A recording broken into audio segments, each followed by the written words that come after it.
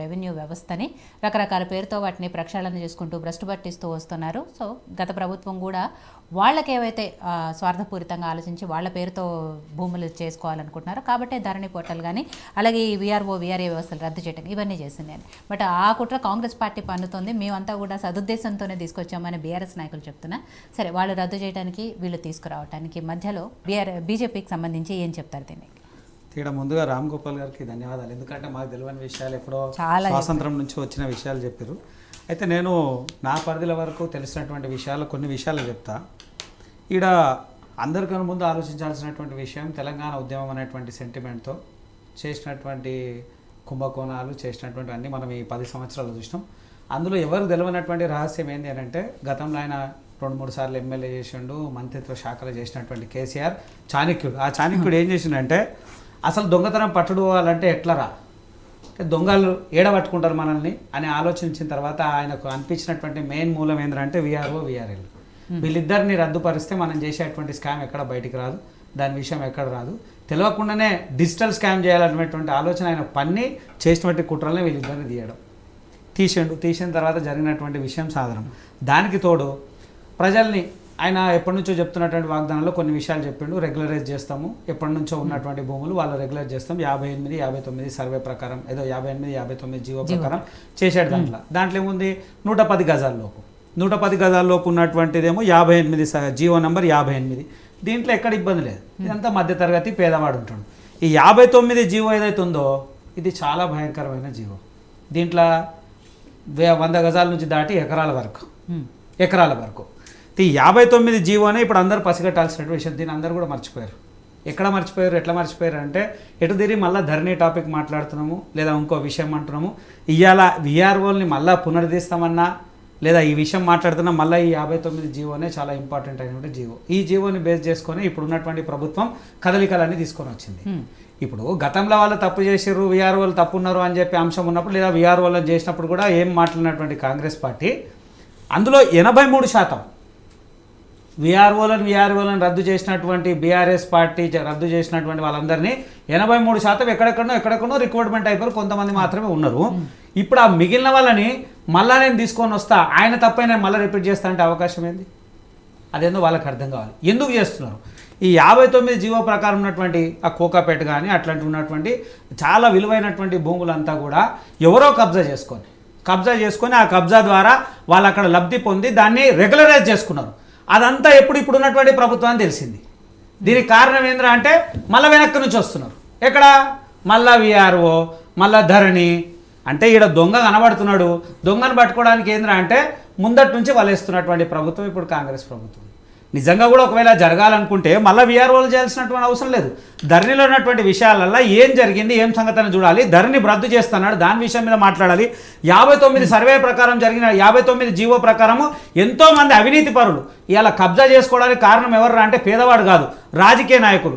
ఎవరైతే గ్రామ స్థాయి నుంచి ఉన్నటువంటి జిల్లా స్థాయి ఉన్నటువంటి ఎమ్మెల్యేలు, ఎంపీలు, ఎంపీటీసీలు, జెడ్పీటీసీలు వీళ్ళే కబ్జా చేసుకొని ఆ కబ్జా భూమిని రెగ్యులరైజ్ చేసుకోవడానికి మార్గం ఏర్పాటు చేసింది కేసీఆర్. ఆ మార్గం ద్వారా, ఆ జీవో ద్వారా వాళ్ళు 1000 కోట్ల రూపాయలైనటువంటి విలువైన భూములన్నీ కూడా రెగ్యులరైజ్ చేసుకుర్రు చట్టబద్ధంగా. ఆ అవినీతిగా ఏదైతే కబ్జా పెట్టిన భూమిని రెగ్యులరైజ్ చేసుకోవడానికి ఒక మార్గం వెతికి ఆ మార్గం ద్వారా చేసిందే విఆర్ఓలను జరిపినప్పుడు ఆటోమేటిక్ ఎవరు ఉంటారు, దాన్ని రెగ్యులరైజ్ చేసుకున్నటువంటి మార్గాన్ని వెతుక్కొని రెగ్యులరైజ్ చేసుకొని ఇప్పుడు నడుస్తున్నటువంటి ప్రభుత్వం నడుస్తుంది. ఇదంతా పసిగట్టిన ఇప్పుడు ప్రభుత్వం అంటే మా చేయికి ఏం రాలే, మళ్ళా రావాలి. ఎట్లా ఏంది అని అంటే, మళ్ళీ వెంచర్లు ఎక్కడైతే ఈ కోకాపేట దగ్గర ఉన్నటువంటి పెద్ద 1000 ఎకరాల భూములు ఉన్నాయో మనమే చూస్తా ఉన్నాము. 1 కోటి రూపాయలు 100 కోట్లకు పోతున్నటువంటి భూమి ఉంది. ఆ విలువైనటువంటి భూముల్ని మళ్ళీ రాబట్టాలంటే ఎట్లా చేయాలని అంటే, చేసినటువంటి భూములు అప్లికేషన్లు పెట్టినాయి లేదా ఆల్రెడీ రిజిస్టర్డ్ అయినటువంటి భూములు అన్నింటినీ కూడా రాబట్టడానికి మళ్ళా ప్రభుత్వం తీసుకుంటుందా, లేదా వీళ్ళని భయపెట్టించి మళ్ళీ ఇంకేదైనా మార్గంగా వసూలు చేయడమే తప్ప నిజంగా ప్రజాస్వామ్యంగా జరుగుతున్నటువంటి ఆలోచన ఎక్కడ లేదు. ఒకవేళ నిజంగా చేయాలనుకుంటే విఆర్ఓలను రద్దు చేయాల్సినటువంటి ఆల్రెడీ 83% వాళ్ళు వెళ్ళిపోయి ఉన్నారు. వాళ్ళని కొత్తగా అక్కడిక్కడ చేయాల్సినట్టు అవసరం లేదు. దీంట్లో మార్పులు చేసి ఆయన శ్రీనివాస్ గారు మాట్లాడుతూ ఆ సంబంధించిన శాఖ మంత్రి పాతోళ్ళని తీసుకుంటే ఆల్రెడీ వాళ్ళు అకామిడేట్ అయి ఉన్నారు. అకామిడేట్ అయిన వాళ్ళని నువ్వు మళ్ళీ తీసుకొని వచ్చి వేరే దాల్సిన పెడితే అవసరం లేదు. దీంట్లో జరిగినట్టు అవినీతి మీద ఒక కమిటీ వేసి ఎక్కడ అవినీతి జరిగింది, అవినీతి చేసిన వాళ్ళ మీద శిక్షలు, ఎవరైతే ప్రభుత్వ స్థలాలు కబ్జా చేసిరో ఆ ప్రభుత్వ స్థలాన్ని ప్రభుత్వం వాపసు తీసుకునే ప్రయత్నం చేయాలి. 59 జీవో ప్రకారం వేల కోట్ల రూపాయల భూములన్నీ పోయినాయి. ఎట్లా దారదత్తం చేశారు. ప్రభుత్వం ఏదో పెట్టిన తర్వాత అది ఏదైతే గవర్నమెంట్ ప్రభుత్వం ఇచ్చినటువంటి ఫీజు ప్రకారం దాంట్లో ఏదో 10% 12% కట్టిన తర్వాత రెగ్యులైజ్ చేసిన భూములన్నీ, ఆ రెగ్యులైజ్ చేసిన భూములంతా వీరు జీర్ణించుకోలేక, ఇప్పుడు ఉన్న వాళ్ళు జీర్ణించుకోలేక ఇవన్నీ విలువైనటువంటి భూములన్నీ పోయినాయి. దీన్ని రాబట్టాలి ఎట్లా అనేది కోణంలో ఇదంతా చేస్తూ ఉన్నారు తప్ప ప్రజా సంక్షేమం గురించి ఆలోచించిన దాఖలాలు ఎక్కడ కూడా లేవు. నిజంగా కూడా ఆలోచించాలంటే అలా ప్రక్షాళన చేయాలి. ప్రభుత్వంలో ఎక్కడ జరుగుతుంది అవినీతి మీద మాట్లాడతలేరే, ఇంకోటి మాట్లాడుతూ ఉన్నారు. సోమేష్ కుమార్ ఇవాళ నేను మాట్లాడినా, సోమేష్ కుమార్ గారు మిస్సెస్ పేరు మీద 23 ఎకరాల భూమి ఎక్కడికైనా వచ్చింది, పానీలో లేదు, ఏ దాంట్లో లేదు, డైరెక్ట్ రిజిస్ట్రేషన్ అయిపోతుంది. ఎట్లా అయిపోతుంది అంటే అధికారం మీ చేతులు ఉంటే చేస్తారు. అట్లనే పేదలు ఇప్పుడు చిన్న చిన్న భూములు ఉండి చిన్నగా ఒక ఇల్లు కట్టుకుని ఉంది, దౌర్జన్యం చేసి వాడి రోడ్డు ఉంటే జేసీబీలు పెట్టి వాడిని నిలగొట్టే దాఖలు ఉన్నాయి. వేల కోట్ల రూపాయలు అవసరం ఉన్నప్పుడు రింగ్ రోడ్డు మార్చుకుంటున్న ప్రభుత్వాలు, ఏ ప్రభుత్వం వస్తే ఆ ప్రభుత్వం వాళ్ళ నాయకులకు వాళ్ళకు అవసరం ఉన్నటువంటి విధానంగా మార్పించుకుంటూ పోతున్నారు తప్ప ప్రజల సంక్షేమం గురించి ఆలోచన అవసరం కూడా లేదు. ఇప్పుడున్న రేవంత్ రెడ్డి గారు కూడా ఆయన మాట్లాడితే పొద్దున్న లేస్తే సాయంత్రం అసలు అధికారం రావడానికి ప్రధాన లక్ష్యంగా మాట్లాడు అవినీతి జరిగింది. మళ్ళీ అవినీతి మీద మాట్లాడాడే, మళ్ళీ రాగానే కొత్త విషయాలు మాట్లాడుతూ. నిజంగా కూడా ప్రక్షాళన జరగాలంటే ఎక్కడ జరిగిందో దాన్ని ప్రక్షాళన చేయాలి. అది కాకుండా పాత నెమరేసుకొని వాళ్ళ మీద ఏదో సాధింపు చర్యలు, అది సాధింపు చర్యల వల్ల సాధ్యమయ్యేది కాదు. అనవసరమైనటువంటి రాద్ధాంతం క్రియేట్ అయితే ఇంకోటి ఏం లేదు. ప్రజల్ని మభ్యపెట్టడానికే చేస్తున్నటువంటి కుట్రలు. నిజంగా చెప్పాలంటే ఇప్పుడున్నటువంటి పార్టీ ఆయన మాట్లాడిండు 100 రోజుల్లో ఏం జరుగుతుందో పక్కన పెడదాం, కానీ ఎవరైతే అవినీతికి పాల్పడ్డారో వాళ్ళందరూ కూడా భయపడాల్సిన అవసరం. ప్రేడ భయపడుతున్నారు, మాట్లాడుతున్నారు వాళ్ళు నేను ములాఖాయిత నువ్వు ములాఖాత ఆయన అనుకుంటున్నారు. బీఆర్ఎస్ ఎమ్మెల్యేలు పోయి ఆయన్ని షాల్ కప్పుతున్నారు, ఆయనను కలుస్తున్నారు, వీళ్ళు పోయి వాళ్ళని కలుస్తున్నారు, వీళ్ళని కలుస్తున్నారు. ఎవరిని ప్రజల్ని కదా మభ్యపెట్టేరుతున్నారు వీళ్ళు. అవసరం ఏముంది? ముగ్గురు పోతే మళ్ళీ వాళ్ళు ముగ్గురు కాదు అంటున్నారు, వాళ్ళు అంటున్నారు. వీళ్ళిద్దరు కూడా కలిసి ఇప్పుడున్నటువంటి పార్టీ కాంగ్రెస్ పార్టీ కానీ గతంలో ఉన్నటువంటి బీఆర్ఎస్ పార్టీ కూడా ప్రజల్ని మోసం చేస్తూ ఉన్నారు. ప్రజల సంక్షేమం కోసం మర్చిపోయి మళ్ళా ధనార్జననే చేసేటువంటి క్రియలను ఇవన్నీ జరగడం. విఆర్ఓల విషయమే కానీ ధరణిల విషయం, ధరణి కమిటీ వేసిండు, ఎవరిని వేసిండు? ఏమాత్రం అనుభవం లేనటువంటి వ్యక్తులు, అసలు కనీస అవగాహన లేనటువంటి వ్యక్తుల్ని ధరణి కమిటీలో వేయడం. అది ఏదో కొంత నేను మొన్న ఒక రౌండ్ టేబుల్ సమావేశంలో పోయినప్పుడు అక్కడ మాట్లాడిన విషయం విన్నాను. రాజారెడ్డి గారు ఏదో రౌండ్ టేబుల్ కాన్ఫరెన్స్ పెడితే దాని విషయం మీద పోయినా.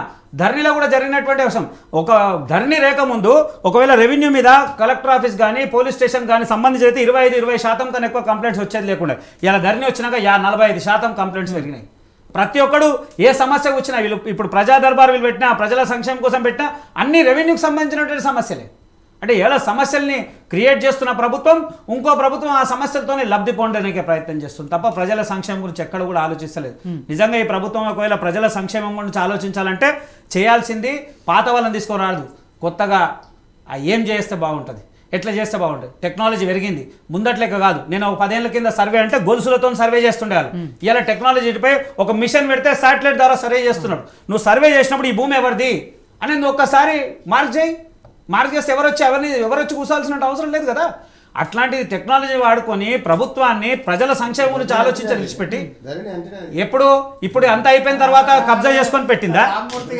కబ్జా ధరణి గురించి అసలే చెప్పకే అన్న, ధరణి ఎంత మాయం చేసిందో చూస్తున్నాం. నిజంగా చెప్పలేదు, ధరణి ఒక దరిద్రమే. ఎందుకంటే అవసరం లేదని వస్తా ఉన్నాయి. మీ భూమిని ఇప్పుడు ఎవరైనా ఇప్పుడు అందరికి రేషన్ కార్డు లేదు అప్లై చేసుకోండి అన్నారు. నిజంగా ధరణిలో తప్పులు ఏం జరిగినాయో లేదు ఎవరికి ఏం ఇబ్బందులు ఉన్నాయో తప్పులు చేయకపోతే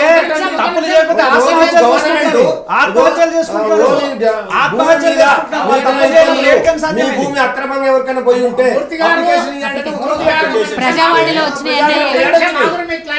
సపరేట్ అయ్యే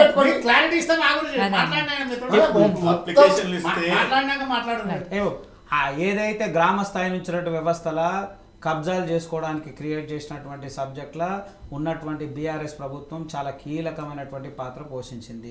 దాంట్లో సందేహం లేదు. దానికి ఆధారాలు మనమే కాదు, ఎన్నో క్రిమినల్ కేసులు అయినాయి, నాయకుల మీద క్రిమినల్ కేసులు అయినాయి, ఎంతో మంది మీద అయినాయి. కారణం ఏంటంటే ఈ కబ్జాలు వినండి, కబ్జాలు చేసుకున్న దాన్ని రెగ్యులరైజ్ చేసుకోవడానికి వెతుక్కున్నారు మార్గం. ఎక్కడనే గవర్నమెంట్ రేట్ ప్రకారం 10% కడితే 1 కోటి రూపాయలు ఉన్నటువంటి భూమి 4 లక్షలు కట్టి రెగ్యులరైజ్ చేసుకున్నారు. ఇదా కావాల్సింది? ప్రజల సంక్షేమం ఇదా? ఇలా కాంక్రీట్ జంగల్ చేసారు. ఒకప్పటికి ఇప్పటికి ఆలోచిస్తే ఇలా పరిస్థితి ఎక్కడ కాకుండా అయిపోయింది.